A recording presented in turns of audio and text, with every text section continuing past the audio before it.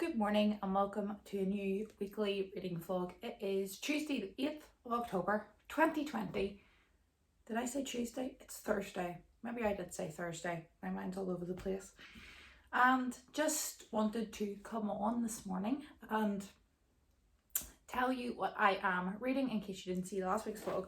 So I'm about 150 pages into Fox by Christina Dalcher. This is like a dystopian novel where women's rights in America have been really impeded. They don't have passports, they can't have money, they can't work, but also they have monitors on their wrist which limits them to 100 words a day. And obviously our main character is going to fight about it, but it's also introspective of how they got there and how a generation of complacent, like politically complacent people cannot really end a country in diff. So I think this is a really powerful book. It's hard to read. I wouldn't say that I am enjoying it, but I think it is going to be a 5-star because it's really good in a disturbing way. But I thought I would start you with a little bit of a laugh this Thursday morning. So a couple of years ago, my dad bought me a little tub of hot chocolate from the pound shop, and it was gingerbread hot chocolate and it was phenomenal. I love ginger, anything, and I'm quite partial to a hot chocolate. So this was absolutely beautiful. I loved it. I devoured it. I'm frog in my throat, sorry. But for 3, 4, however many years ago that was, I'm constantly on the lookout every year, getting into this time of year, the Christmas stuff starting to come into the shops. Gingerbread hot chocolate, can never find it. This year I thought I'll go online and look and see. Can't find it. I can picture the tin in my head. I would know it if I seen it, but no luck. And then I thought syrup, because I also love putting syrups, like coffee syrups, in my hot chocolate as well. So I put in like caramel, vanilla, mint, hazelnut, all those good things. And I thought to myself, I wonder if there is a, look at the cut of my hair. Ugh. I wonder if there is a gingerbread syrup and how good that would be to put into the hot chocolate. So I went on Amazon and they had it. So I was going to get, I have a couple of the little bottles all sitting out. I have like a little area in the kitchen where I keep the tea bags and the coffee and the hot chocolate and the mugs and all that kind of stuff. And I have a couple of wee bottles of syrup. And I thought, I'll buy a bottle of gingerbread syrup. Never seen it in the shop, so I'll order it off Amazon. So the package came this morning and I thought, that's a big box. But Amazon is known for putting tiny things in big boxes. And I thought, well, maybe if it's a glass bottle, they've had to put lots of packaging and stuff in it. This is the bottle of syrup that arrived in the post. Look at the size of that thing. So I have this much gingerbread syrup now. So I think we're going to be making a lot of gingerbread hot chocolates, and I might try this out later tonight, like for after dinner treat. I might make me and my husband some hot chocolate and try some of this in mine if he doesn't want it, just to see if it's actually good. So that's why it was so, I was thinking it was expensive, but you can't get it in stores. It's maybe like limited release, whatever. But because it's like an industrial size bottle. Also, we're expecting an announcement tonight from the government re further COVID restrictions. So that has kept me really stressed and kept me from reading for a couple of days, to be honest with you, because I'm just like constantly overthinking all these things and trying to plan ahead and be like, oh, I should get this done in case this closes, or really need to go here. So I'm going to try and take as much of a relaxing afternoon as I can this evening, because the announcement's coming out. They say 4:30, but they're normally not at the podium till after 5 o'clock. So I'll not be able to concentrate on anything till after that. And then if that's bad or stressful, or even if it's not bad, then I'll be like, why haven't they done anything? And because currently our country is one of the worst in the world if you look at cases per population. We're over like twice the rest of the UK. We're worse than the US. We're worse than Germany. We're worse than everywhere, basically. So I'm expecting quite tough restrictions. So, and this being very politically heavy as well is kind of, it's draining to read. So I don't know how much I'll get done tonight. The cat just ran into the camera, but that's what you get for having a blind cat. So, and then tomorrow's super busy because, well, it may not be. I have plans to get up early and I have an eye test with the opticians and I doubt that I'll need new glasses because my prescription hasn't changed since I was about 16 or 17, so I don't think it'll change. And if it doesn't change, I'll not get new glasses because I'm happy with the 2 pairs of glasses I have. But if it has changed, then I'll have to get new glasses. And then I'm meeting my mum and a friend of ours for a coffee, and we were going to go to a little small town near here that has a lot of like independent craft shops and boutiques and stuff. And we were going to go and start looking there for Christmas gifts because we're thinking we're going to have to get it in early this year because there's a possibility all the stores will shut.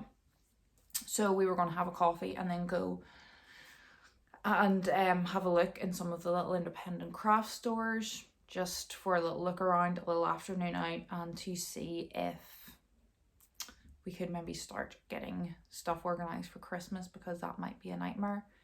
But I wouldn't be completely shocked if they came out tonight and told all like non-essential shops and cafes and stuff to close. So that might not be happening tomorrow. I don't think they'll close opticians. I think I'll still be able to go and get my eye test. But who knows, they might be saying only by emergency, or, you know, I don't know how severe it's going to be. So I'm just rambling now because I'm so stressed over the head of the whole thing. But I've work to do, and then the announcement will be this evening at about 5, and then I'll let you know after that what the crack is and whether I'm too stressed to read or not. And hopefully we'll be able to have a nice weekend regardless. Hello everyone, it's now Friday night.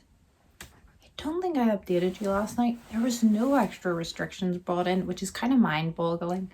And we've had a lot more cases today, but it just seems the money isn't there to put a lockdown in. So we're just not getting one. So it's just fingers crossed and wing it, I guess.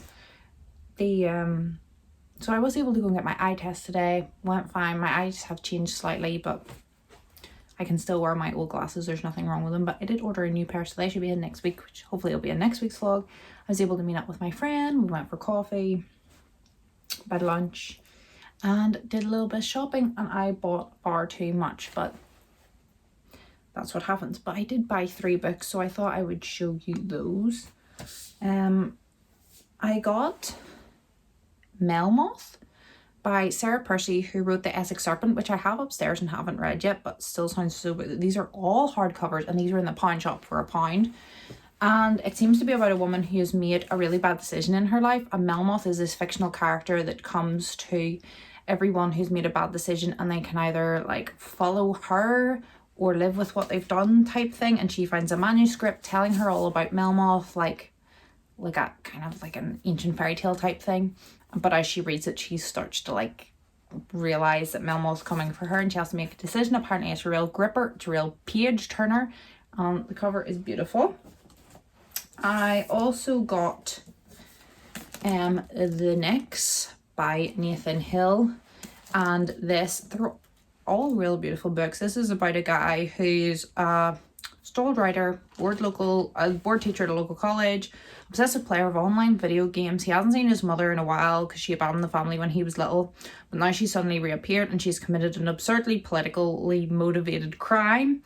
And it's on the news and it's all over the place and it's online. And the media is painting her as a radical hippie, but as far as he knows, she's just an ordinary woman who married her high school sweetheart, had a family, and he's like, which version is true?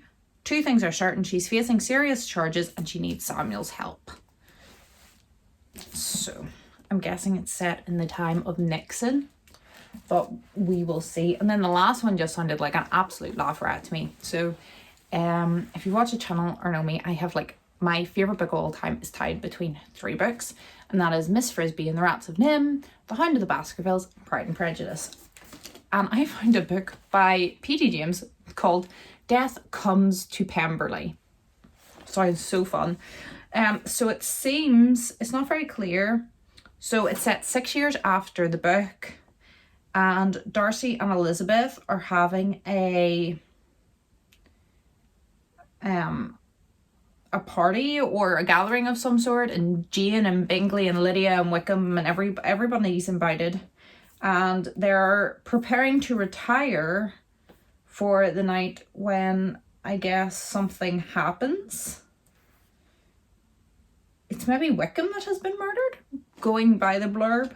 It seems to hint at that, and then I'm guessing it's like kind of just like a cheesy detective story around it. So I think that'll be really interesting, because one of my favorite parts of Pride and Prejudice is the final chapter, when we kind of get small, just simple, like one word hints into how the story panned out for everyone, but it's very clear like what's exactly meant, and if they ended up happy or not, what sort of situations they found themselves in.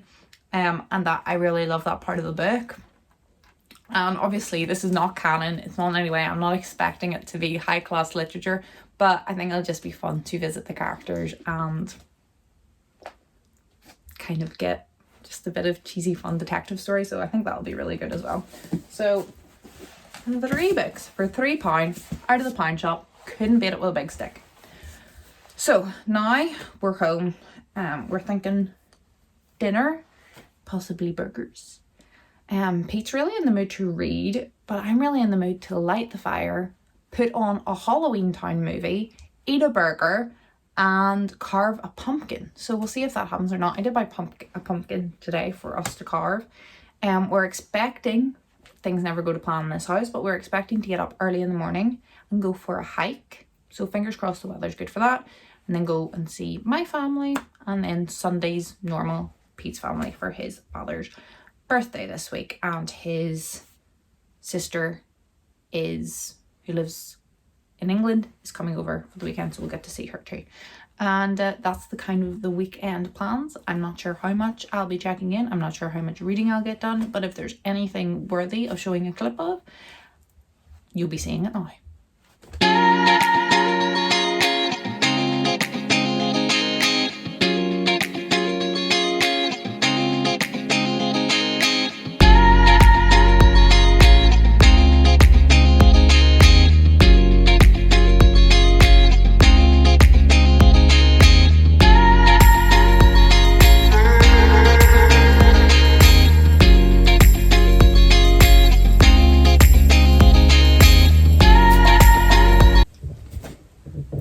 Good evening, everyone. It is now Monday evening, and as you saw, we did go on our hike over the weekend, and the weather was horrific, so we didn't go very far. And then we just had a very chill weekend. But I have this evening finished Fox, and I wanted to tell you what I thought about it. There's no doubt in my mind that this is going to be 5 stars when I actually sit down to write the review. It was hard going. It was disturbing is the one word that I would use for it. And I think it is really politically important. Like, it's so uncomfortable, and one of those things you would think that could never happen, but also was so real. And I think everyone should give this one a go. I think it's going to be our generation's 1984. It was up there with that kind of caliber of political dystopian, and maybe even more relevant to today's culture and political climate. So it was really interesting and really terrifying and hard to read. So I have finished Fox. I don't think I want to start a new book tonight, but I think Hex Life, which I showed in last week's vlog, which I got from the library, which is a collection of short stories all about witches, is what I am going to start next. So I'll check in with you guys tomorrow and let you know how that's going.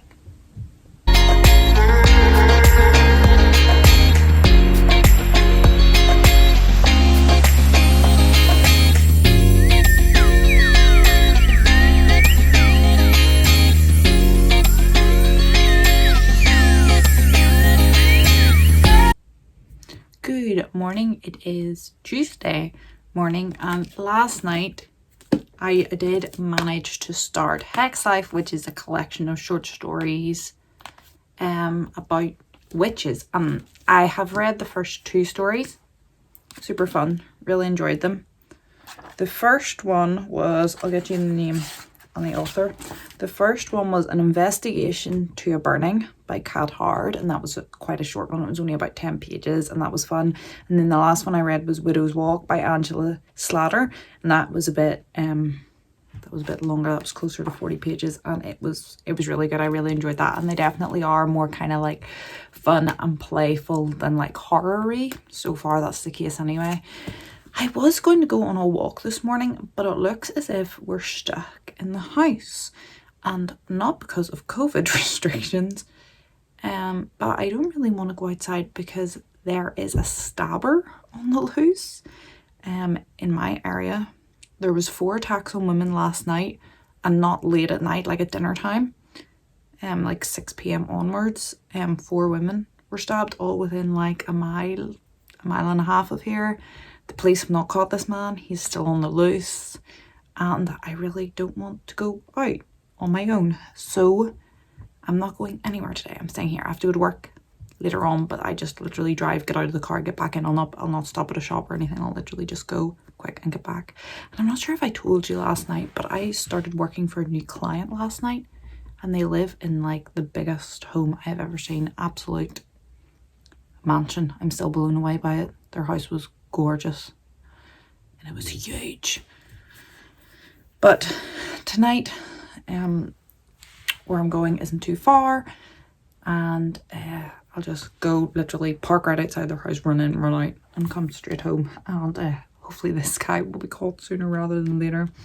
So I'm catching up on book roasts vlog and having a cup of tea, and then I might read another story, and then me and my friend Wes might play Minecraft later, because we obviously can't see each other the same with all the restrictions. So we're going to maybe do some sort of FaceTime and Minecraft session just for a little catch up this afternoon, and I'll check in with you later tonight and let you know if I read any more of this. But I definitely will be, because I'm just having a good time with it. But because they're short stories, I don't really like reading short stories back to back. I'll read one and then I'll take a break, and then I'll go back and read another one. So I just finished Widow's Walk, so I'm going to take a break here and finish the gross reading vlog, and then I'll get back to this and I'll let you know how it's going. But so far it's good.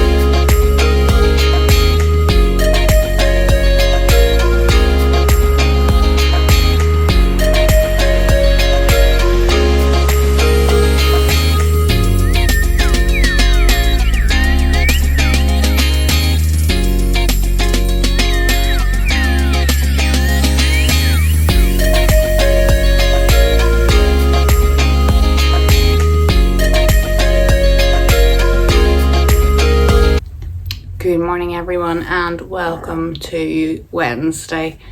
We got our restrictions overnight for more COVID measures, and they are not clear at all. Nobody really has a clue what's going on. We do know schools are closing. We do know all pubs and restaurants are closing, basically all hospitality, and gyms, that's kind of cut. But a lot of things are kind of like half open and kind of open, and you can do this but only under certain circumstances, but they haven't told us what the circumstances are. I don't know if I can go to work tonight. Next door's got visitors, which they're not meant to have. I suppose could be the postman. But no one really knows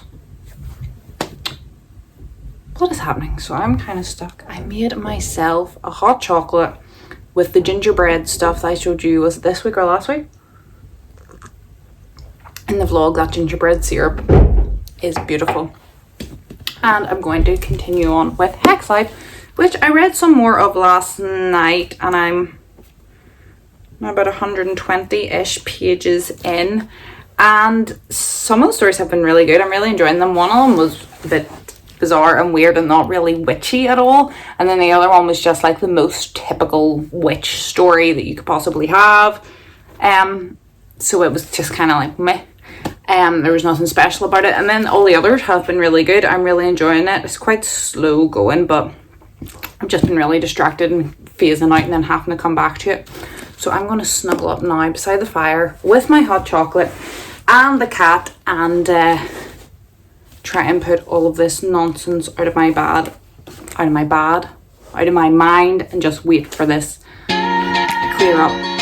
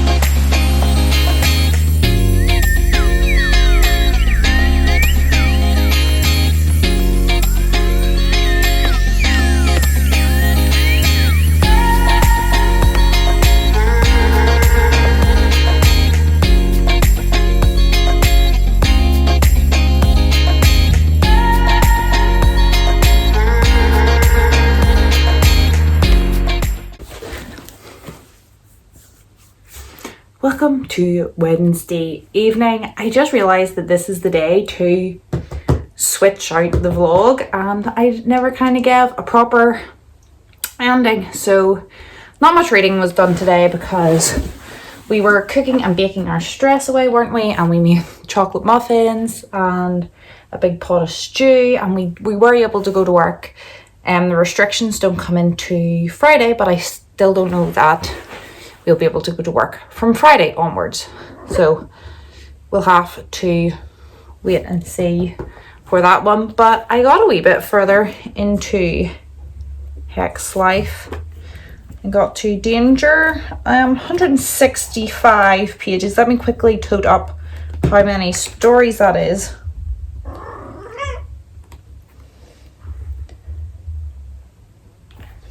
Yeah, so I've read 7 out of, I think it was 13 altogether.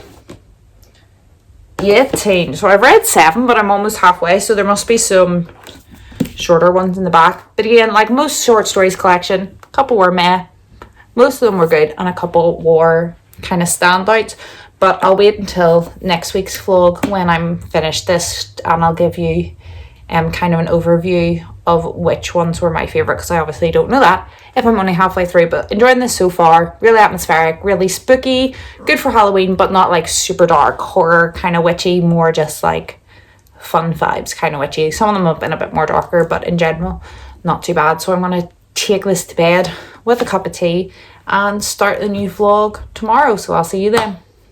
Goodbye, thanks for watching.